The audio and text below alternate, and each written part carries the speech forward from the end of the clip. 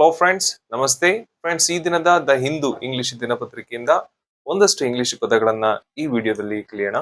Friends, ಈ ದಿನದ ಮೊದಲ ಪದ ಪ್ರಾಬಬ್ಲಿ, PROBABLY. ಪ್ರಾಬಬ್ಲಿ ಅಂತಂದ್ರೆ ಕನ್ನಡದಲ್ಲಿ ಫ್ರೆಂಡ್ಸ್ ಪ್ರಾಯಶಃ, ಬಹುಶಃ ಅನ್ನುವಂತ ಅರ್ಥ ಬರುತ್ತೆ. ಏನಿದು ಪ್ರಾಯಶಃ, ಬಹುಶಃ? ಫ್ರೆಂಡ್ಸ್, ಯಾವ್ದಾದ್ರೂ ಒಂದು ಘಟನೆ, ಒಂದು ಸನ್ನಿವೇಶ, ಯಾವ್ದಾದ್ರೂ ಒಂದು ಘಟನೆ, ಸನ್ನಿವೇಶ ನಡೆಯುವ ಸಾಧ್ಯತೆ ಏನಿದೆ, ಜರುಗುವ ಸಾಧ್ಯತೆ, ಚಾನ್ಸ್ ಏನಿದೆ, ಅದು ಜಾಸ್ತಿ ಇದ್ದಾಗ ಈ ಪದದ ಬಳಕೆ ಆಗುತ್ತೆ. ಫಾರ್ ಎಕ್ಸಾಂಪಲ್, ಈಗ ಎಲ್ಲಾ ಕಡೆ ಮಳೆ ಧಾರಾಕಾರವಾಗಿ ಸುರಿತಾ ಇದೆ. ಒಂದು ವಾರ ಒಂದು ಸ್ಥಳದಲ್ಲಿ, ಒಂದು ಜಿಲ್ಲೆಯಲ್ಲಿ ಧಾರಾಕಾರವಾಗಿ ಮಳೆ ಸುರಿತಾ ಇತ್ತು. ಮಕ್ಕಳಿಗೆ ಶಾಲೆಗೆ ಹೋಗೋದಕ್ಕೆ ತೊಂದರೆ ಆಗ್ತಾ ಇದ್ರೆ ಸರ್ಕಾರ ಬಹುಶಃ, ಪ್ರಾಯಶಃ ರಜೆಯನ್ನ ಘೋಷಿಸಬಹುದು. Government will probably declare holiday due to heavy rain. Petrol ಬೆಲೆ, ಪೆಟ್ರೋಲ್ದು ಬೆಲೆ ಏನಿದೆ ಬಹುಶಃ ನೆಕ್ಸ್ಟ್ ವೀಕ್ ಇಂದ, ಪ್ರಾಯಶಃ ನೆಕ್ಸ್ಟ್ ವೀಕ್ ಇಂದ ಜಾಸ್ತಿ ಆಗ್ಬಹುದು. The price of petrol will probably increase.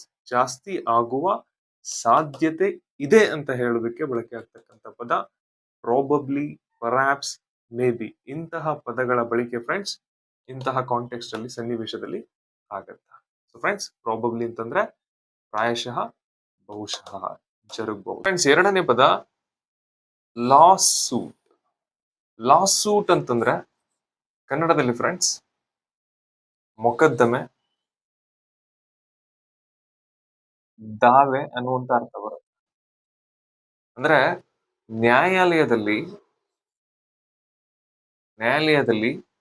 ಒಬ್ಬ ವ್ಯಕ್ತಿ ಇನ್ನೊಬ್ಬ ವ್ಯಕ್ತಿಯ ವಿರುದ್ಧ ಹೂಡತಕ್ಕಂತಹ ಕಾನೂನು ಕ್ರಮ ಏನಿದೆ, ಲಾ ಸೂಟ್.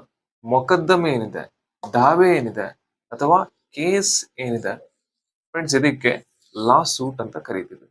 ಸೊ ಲಾ ಸೂಟ್ ಅನ್ನುವುದು ನ್ಯಾಯಾಲಯದಲ್ಲಿ ಒಬ್ಬ ವ್ಯಕ್ತಿ ಇನ್ನೊಬ್ಬ ವ್ಯಕ್ತಿಯ ವಿರುದ್ಧ ಹೂಡತಕ್ಕಂತಹ ಮೊಕದ್ದಮೆ.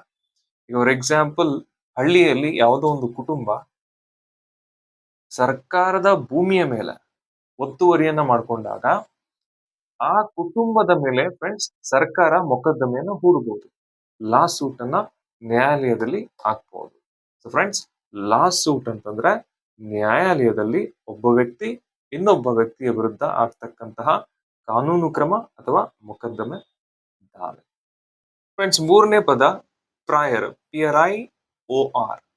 ಪ್ರಾಯರ್ ಅಂತಂದ್ರೆ ಕನ್ನಡದಲ್ಲಿ ಇಂದಿನ, ಮುಂಚೆಯ, ಬಿಫೋರ್ ಅನ್ನುವಂತ ಅರ್ಥ ಬರುತ್ತೆ. ಈಗ ನಮ್ಮ ದೇಶದ ಪ್ರಧಾನಮಂತ್ರಿ ಯಾರು? ನರೇಂದ್ರ ಮೋದಿ ಅಲ್ವಾ ಪ್ರಸ್ತುತ. ಪ್ರಾಯರ್ ಟು ನರೇಂದ್ರ ಮೋದಿ ಅಂತಂದ್ರೆ ನರೇಂದ್ರ ಮೋದಿ ಅವರಿಗಿಂತ ಮುಂಚೆ ಮನಮೋಹನ್ ಸಿಂಗ್ ಅವರು ಭಾರತದ ಪ್ರಧಾನಿಯಾಗಿದ್ರು. Prior to Narendra Modi, Manmohan Singh was the prime minister of India. ಈಗ ಒಬ್ಬ ಫ್ರೆಶರ್ಗೆ ನಿನಗೆ ಈ ಫೀಲ್ಡ್ ಅಲ್ಲಿ ಎಕ್ಸ್ಪೀರಿಯನ್ಸ್ ಇದೆಯಾ, ಇಂದಿನ ಎಕ್ಸ್ಪೀರಿಯನ್ಸ್, ಮುಂಚೆ ಕೆಲಸ ಮಾಡಿದ ಅನುಭವ ಇದೆಯಾ ಅಂತ ಕೇಳಿದಾಗ ಸೊ ಅವನು ಹೇಳ್ತಾನೆ, ಐ ಹ್ಯಾವ್ ನೋ ಪ್ರಾಯರ್, ಇಂದಿನ ಪ್ರಾಯರ್ ಎಕ್ಸ್ಪೀರಿಯನ್ಸ್ ಇನ್ ದಿಸ್ ಫೀಲ್ಡ್. ನನಗೆ ಮುಂಚೆ, ಹಿಂದೆ ಈ ಫೀಲ್ಡ್ ಅಲ್ಲಿ ಕೆಲಸ ಮಾಡಿ ಎಕ್ಸ್ಪೀರಿಯನ್ಸ್ ಇಲ್ಲ. ಸೊ ಫ್ರೆಂಡ್ಸ್, ಪ್ರಾಯರ್ ಅಂತಂದ್ರೆ ಇಂದಿನ, ಮುಂಚಿನ, ಬಿಫೋರ್ ಅನ್ನುವಂತ ಅರ್ಥ ಬರುತ್ತೆ. ಫ್ರೆಂಡ್ಸ್, ನಾಲ್ಕನೇ ಪದ ಬಂದು ಮಾರ್ಟಲ್ ರಿಮೈನ್ಸ್. ಅಂದ್ರೆ ಫ್ರೆಂಡ್ಸ್ ಕನ್ನಡದಲ್ಲಿ ಮೃತ ದೇಹ, ಪಾರ್ಥಿವ ಶರೀರ, ಈ ರೀತಿ ಅರ್ಥ ಬರುತ್ತೆ ಫ್ರೆಂಡ್ಸ್. ಫ್ರೆಂಡ್ಸ್, ಮಾರ್ಟಲ್ ರಿಮೈನ್ಸ್ ಅಂತಂದ್ರೆ it is nothing but dead body. ಸತ್ತು ಹೋದಂತಹ ಒಬ್ಬ ವ್ಯಕ್ತಿಯ ದೇಹವನ್ನ ಸೂಚಿಸೋದಕ್ಕೆ ಬಳಸ್ತಕ್ಕಂತಹ ಗೌರವಾನ್ವಿತ ಪದ. ಡೆಡ್ ಬಾಡಿ ಅಂತ ನ್ಯೂಸ್ ಪೇಪರ್ ಅಲ್ಲಿ ಬಳಸೋದು ತುಂಬಾ ಕಡಿಮೆ.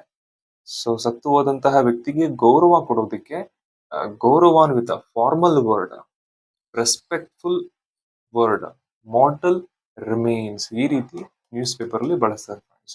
ಸೊ ಮಾರ್ಟಲ್ ರಿಮೇನ್ಸ್ ಅಂತಂದ್ರೆ ಡೆಡ್ ಬಾಡಿ, ಮೃತದೇಹ. ಫ್ರೆಂಡ್ಸ್ ಕಡೆಯ ಪದ ಸ್ಕೆಪ್ಟಿಕಲ್, SCEPTICL. ಸ್ಕೆಪ್ಟಿಕಲ್ ಅಂತಂದ್ರೆ ಫ್ರೆಂಡ್ಸ್ ಕನ್ನಡದಲ್ಲಿ ಸಂದೇಹಾಸ್ಪದ, ಅನುಮಾನ ತರಿಸುವಂತಹ ಅನ್ನುವಂತ ಅರ್ಥ ಬರುತ್ತೆ. ಫ್ರೆಂಡ್ಸ್ ಒಬ್ಬ ವ್ಯಕ್ತಿಯ ಹೇಳಿಕೆ, ಆತನ ನಡೆ, ಆತನ ಭರವಸೆಗಳು ಇವೆಲ್ಲವೂ ಫ್ರೆಂಡ್ಸ್ ಅನುಮಾನವನ್ನ ಹುಟ್ಟಿಸುವಂತಿದ್ರೆ, ಸಂದೇಹವನ್ನ ತರಿಸುವಂತಿದ್ರೆ ಈ ಪದದ ಬಳಕೆ ಆಗುತ್ತೆ ಸ್ಪೆಕ್ಟಿಕಲ್. ನನ್ನ ಕೋರ್ಸ್ಗೆ ಜಾಯ್ನ್ ಆಗಿ 7 ದಿನಗಳಲ್ಲಿ ಇಂಗ್ಲಿಷ್ ಅನ್ನ ನಿಮಗೆ ಕಲಿಸ್ಕೊಟ್ಬಿಡ್ತೀನಿ.